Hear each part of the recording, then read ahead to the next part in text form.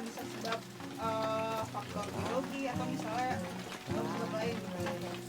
Nah, mata air ini sebenarnya bisa berbagai macam bentuk ya, dan dia juga bisa diklasifikasikan dalam beberapa hal. Di sini ada 3, yaitu periode, asal air tanah, dan struktur biologi.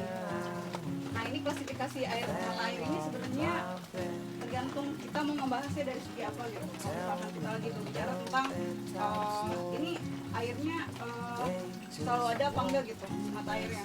Nah, itu kita bicara periode. Kalau misalnya ini asalnya dari mana sih si air gitu, sela-selanya itu rongga-rongganya itu sela-sela yang itu diisi oleh air. Nah, kalau konduit itu si rongga tadi, si ruang antar butir batuan itu dia sudah terlarut sama si air, terus berubah menjadi rongga-rongga batuan gitu. Terus bisa jadi goa, itu salah satunya lorong konduit. Kita mau ngebahas si apa namanya, di air permukaan ini kita mau ngebahas apanya gitu. Misalnya kita mau mengetahui pemanfaatannya gitu, pemanfaatan dia oleh masyarakat.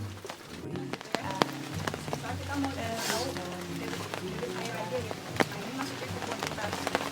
Kuantitas apa sih kuantiti gitu, banyaknya. Ini adalah sebagai kualitas. Nah, ini sebenarnya orang sering melupakan nih, kalau misalnya survei air biasanya kalau kuantitas sama spasialnya gitu kan, dipetain, dititikin, hitung-hitung udah kualitas. Padahal yang sebenarnya kalau misalkan kita berbicara tentang manusia gitu, kualitas ini lebih penting. Kalau misalkan kuantitas ini banyak gitu, tapi dia misalnya kualitasnya jelek, nggak bisa digunakan untuk minum gitu. Kan sama kita kayak gini misalnya, tolong semuanya, dia penampangnya misalnya gini. Nah, itu dalam penampang itu berapa banyak volume air yang lolos dalam satu waktu pada saat dia lewat. Nah, biasanya biasanya dalam satuan on the animal show. Apa ya, slope gitu, punya beda ketinggian. Jadi kalau misalkan kita mau ambil debit air gitu ya, kita mau analisis di apa ya,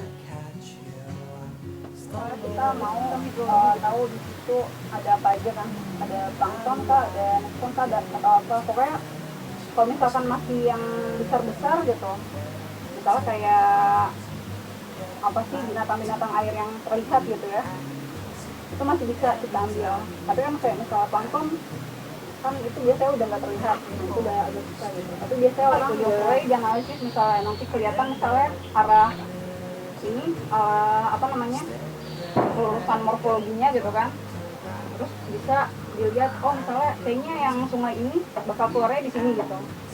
Tinggal ada yang udah? Lat gap keving dong bang gitu. Coba lat gap keping. Ya. Oke. Terus back ambil formulir. Kecil. Sama aja gagal bang. Ketemu. Underscore.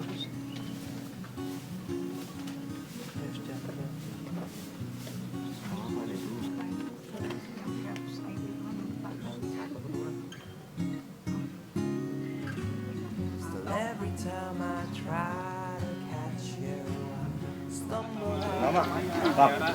Nanti kita buat penampang, jadi Lama. outline si sungai itu kanan kirinya nanti kita bikin ringan kayak gini ya, ujung sama ujung, terus kita tarik tali, nggak pakai tali rafia atau tali apapun, yang penting dia ada tali cuma sebagai pembatas ya. Terus gitaran ya, roll meter harusnya ya bukan kayak gini harusnya. Saya mau pakai disto boleh, pakai disto bisa. Pakai disto ya.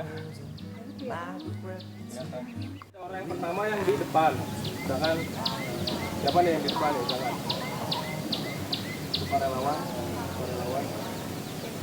Ini bawah ya. Dari sini ke bawahnya berapa? Itu yang diambil ya, ya. Jadi ini sini berapa, ini sini berapa, nanti bentuk ini kelihatan kan dari ujung sini sampai ini nanti dalam kedalamannya beda.